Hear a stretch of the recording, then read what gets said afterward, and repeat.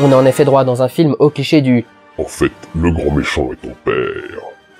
et dans le film suivant, au cliché du En rendant mon dernier souffle, une information capitale, je vais te révéler.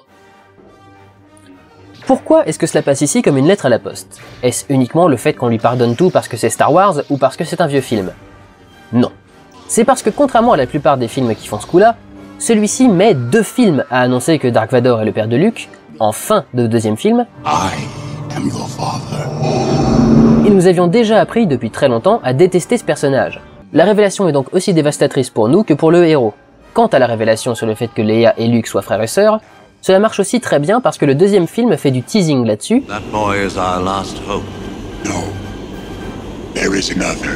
et la révélation arrive finalement assez vite dans le dernier volet. Mieux encore, c'est le héros qui fait lui-même cette déduction. Le fait que Lucas ait dès l'origine conçu son récit sur 3 trilogies en dit long sur la réflexion qu'il a eue sur son histoire et à quel point il l'a développée. Son but était multiple, raconter la chute d'une démocratie vers une dictature, et raconter une saga familiale, celle des Skywalker, dans lesquelles Anakin et Luke sont des personnifications du schéma littéraire du voyage du héros. Le voyage du héros est un concept scénaristique de base utilisé par des centaines d'œuvres et que Lucas a ici tellement bien appliqué que Star Wars est enseigné aux étudiants en cinéma à travers le monde. Le schéma est le suivant. Un jeune héros vit dans un monde ordinaire qui semble bien chiant et sert de contraste avec la grandeur des aventures qu'il va vivre par la suite. Il est ensuite appelé à l'aventure par un problème ou un défi à résoudre. D'abord réticent, même si l'idée l'attire, il est encouragé à avancer vers l'inconnu grâce à un mentor qui va parfois également lui donner une arme magique. À cet instant, quelque chose pousse le héros à aller vers l'aventure, ce qui implique souvent qu'il ne peut plus revenir en arrière. Il subit ensuite des épreuves, rencontre des alliés et des ennemis, jusqu'à atteindre l'objet de sa quête. Il affronte ensuite la mort, c'est là peut-être que le traitement de Lucas est le plus faible. Il récupère l'objet de sa quête, et sur le chemin du retour, essaye d'échapper à ceux à qui il l'a dérobé. Lucas place ici la mort de Kenobi, qui est sans doute un rappel de l'étape précédente. Il revient de ce monde transformé par l'expérience, et utilise l'objet de sa quête pour changer le monde. Ce schéma s'applique aussi bien à chaque film, indépendamment, qu'à la trilogie complète, ce qui explique que le 3e film se déroule sur une planète très végétale et un peu primaire, c'est là qu'il ramène l'objet de sa quête, la maîtrise de la force, pour changer le monde. Et ce schéma basique s'applique à la plupart des œuvres que vous adorez, Harry Potter, Le Seigneur des Anneaux, Matrix... Bon, après c'est pas parce que vous utilisez ce schéma que vous faites forcément une bonne histoire. La preuve, Eragon l'utilise aussi.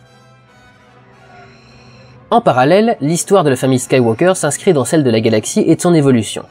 Lucas s'est pour cela inspiré du cycle Fondation de Isaac Asimov, grand auteur de science-fiction, qui avait conçu une histoire qui elle aussi mettait le destin d'une galaxie dans les mains d'une prophétie, qui sera peu à peu oubliée au fil des âges, mais dont quelques personnes seront les gardiennes et veilleront à la réalisation.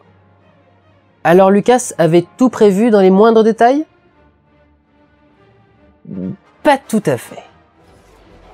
En fait, il avait surtout élaboré les grandes lignes de l'histoire, l'intrigue centrale et beaucoup de l'univers. Mais les détails de l'histoire étaient encore à déterminer. Il savait qu'il voulait 3 trilogies. La chute de la République dans la première, son rétablissement dans la deuxième, et pas trop sûr pour la 3e qui est longtemps restée une arlésienne. Lucas a même déclaré que la trilogie centrale, sortie en premier car bien plus intéressante pour le public, a été remaniée pour devenir la véritable fin de la saga. Par exemple, l'empereur n'aurait dû apparaître qu'à l'épisode 9 et non dans l'épisode 6. Le squelette était clair, mais les contours étaient flous.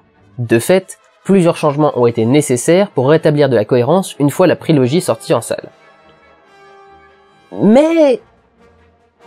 dans la trilogie originale aussi, on a l'impression qu'il y a quelque chose qui cloche. Comme toutes les trilogies, à l'exception du Seigneur des Anneaux où tous les films ont été tournés en même temps, celle-ci reposait sur le succès du premier film. C'est ainsi que, comme toutes les trilogies, le premier film a été remanié pour que l'on puisse considérer son histoire résolue, à l'arrivée du générique de fin, et que les suites, si on s'y attarde et qu'on veut chercher la petite bête, semblent bizarrement greffées au-dessus de ce premier film. Oh bah... excusez-moi, j'étais persuadé d'avoir rangé mes Blu-ray de Matrix. En effet, on peut par exemple s'étonner, si on y prête attention, du rôle de Dark Vador dans l'épisode 4. Si on regarde bien, il ne semble absolument pas être au pouvoir. Il reçoit même régulièrement des ordres et réprimandes du grand Moff Wiluf Tarkin, qui est supposé être 4 rangs militaires en dessous de lui. Parler comme ça au second de l'empereur? Ouais. Je pense en fait que Lucas n'avait pas prévu que Vador soit choisi par l'empereur pour devenir son bras droit, comme montré dans les films suivants, mais simplement récupéré par l'Empire et utilisé comme un officier, certes bien gradé, et au rang important, mais en dessous d'un capitaine de vaisseau par exemple. Une sorte d'homme de main qui fait le sale boulot avec une part de satisfaction. Mais la réaction du public au personnage l'aura poussé à en faire le second de l'Empire et le bras droit de Palpatine. Mais aussi un ennemi monstrueusement classe et badass. C'est même surprenant de voir à quel point il l'est resté malgré le fait qu'il ait une console Atari 2600 greffée sur la poitrine.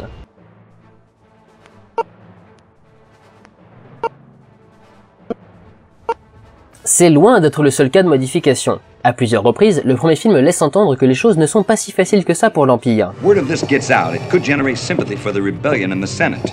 There'll be no one to stop us this time. Yes, sir. La situation sur Coruscant et les débats du Sénat ne sont jamais abordés dans cette trilogie, et si on essaye de se mettre des œillères et d'ignorer complètement tout ce qui est sorti après, en se contentant des informations à notre disposition, on a l'impression que l'Empire peine à imposer ses idées. Bien sûr, le Sénat est dissous au cours du film, mais difficile de croire que Palpatine ait attendu 19 ans pour le faire. Et à propos d'attendre 19 ans pour le faire...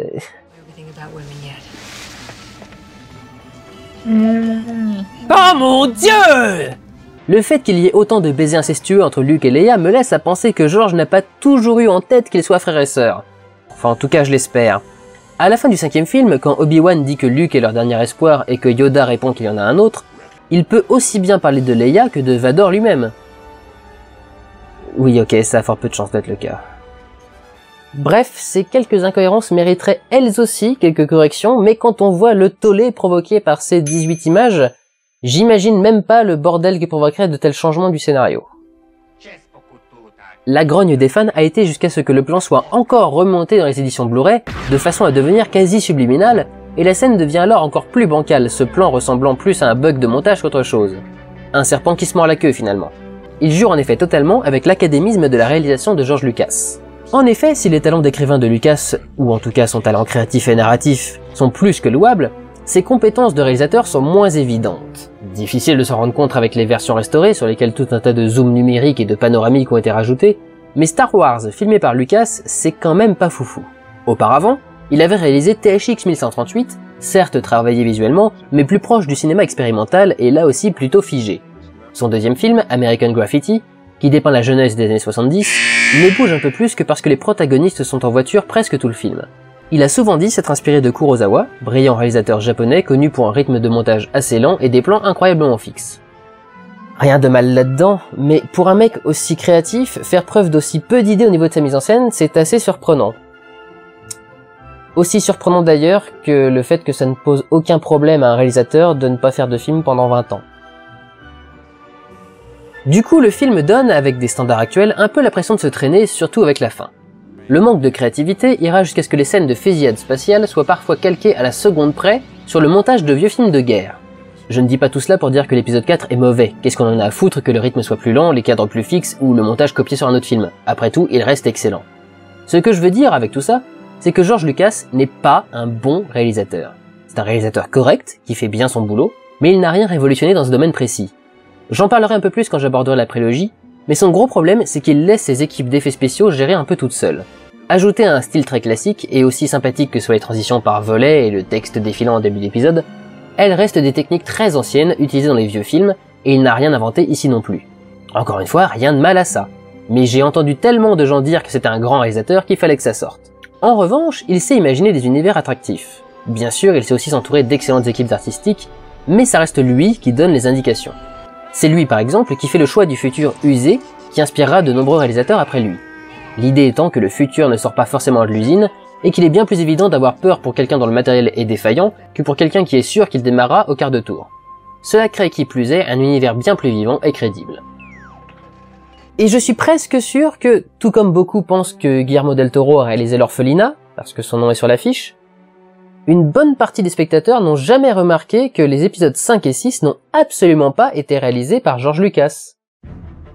Star Wars épisode 5 est l'œuvre de Irving Kershner, réalisateur qui sera également connu pour avoir réalisé le James Bond Never Say Never, jamais plus jamais, ainsi que le deuxième film Robocop, après quoi, il a ensuite pris sa retraite avant de s'éteindre en 2010 à l'âge de 87 ans. Le film est bien mieux géré que le précédent. On sent qu'un œil a choisi tous ses cadres plus dynamiques.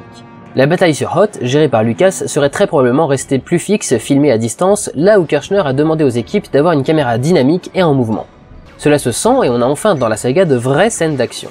C'est également le film où Dark Vador prend toute son ampleur et devient l'incarnation de la classe. La scène où l'on découvre un aperçu de son corps meurtri donne une dimension au personnage totalement insoupçonné et fait comprendre beaucoup sur son caractère. D'ailleurs, en parlant d'effets spéciaux et de Vador, est-ce que l'on peut me dire pour qui est-ce que ça, c'est Luke Skywalker? Non mais sérieusement, hein.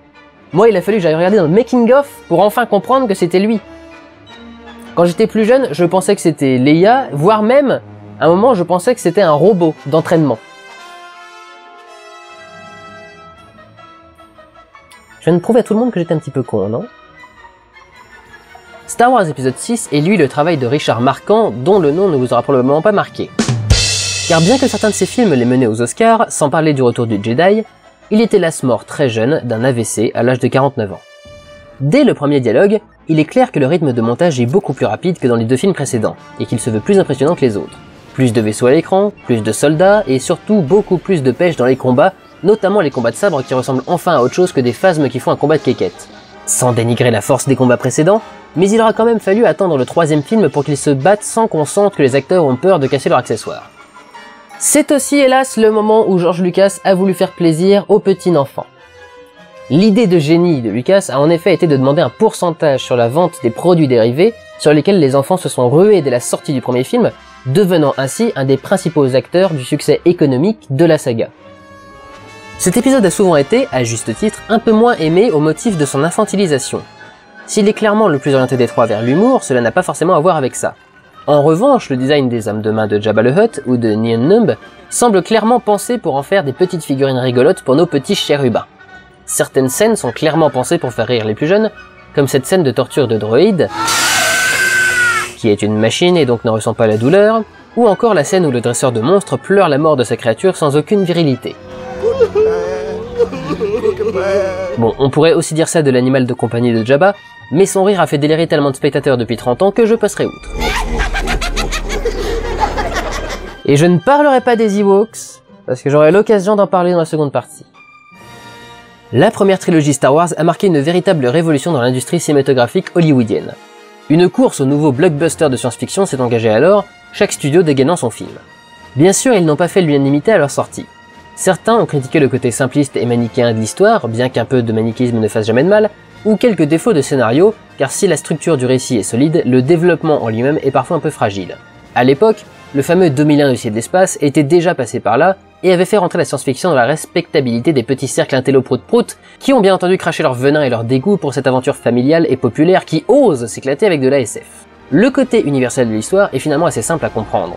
Si vous prenez tous les événements de Star Wars, vous constaterez qu'ils n'ont rien de propre à de la SF, contrairement au scénario de Star Trek par exemple.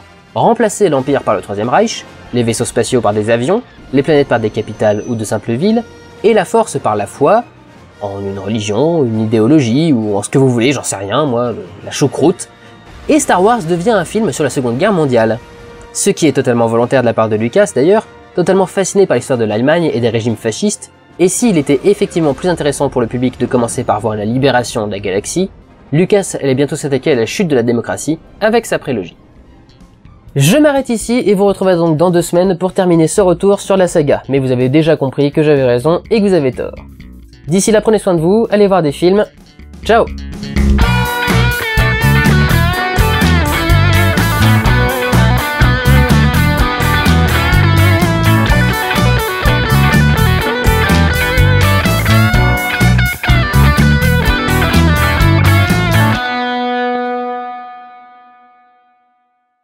Non mais quelle classe! Rien qu'avec la musique, je me chopais 17 avertissements YouTube, hein, mais quelle classe de commander... Commencer. Et voilà, première prise, premier ratage. C'est également le film où Dark Vador prend toute son empereur,